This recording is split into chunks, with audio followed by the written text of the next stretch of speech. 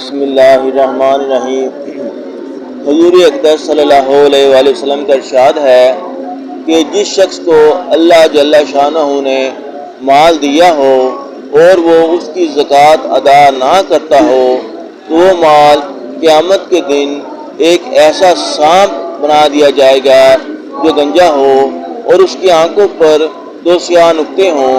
پھر وہ سانپ اس کی گردن میں توق کی طرح ڈال دیا جائے گا جو اس کے دونوں جبڑوں کو پکڑ لے گا اور کہے گا میں تیرا مال ہوں، تیرا خزانہ ہوں۔ اس کے بعد حضور اقدس صلی اللہ علیہ وآلہ وسلم نے اس کی تائید میں قرآن پاک کی آیت وَلَا يَحْسَبَنَّ الَّذِينَ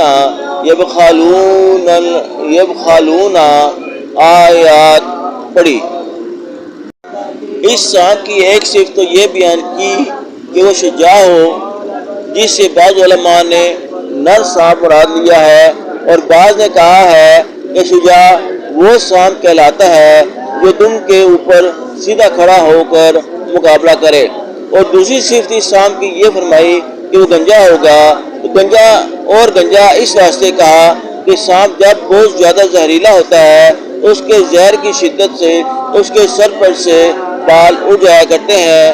اور تیسری صفت اس سانپ کی یہ بیان فرمائی کہ اس پر 2 نقطے سیاہ ہوں گے۔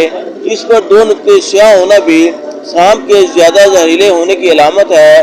ایسے سانپ کی عمر بھی زیادہ ہوتی ہے۔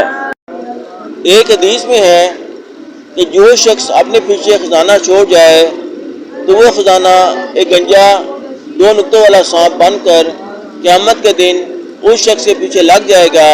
وہ شخص گھبرا کر کہے گا تو کیا بلا ہے؟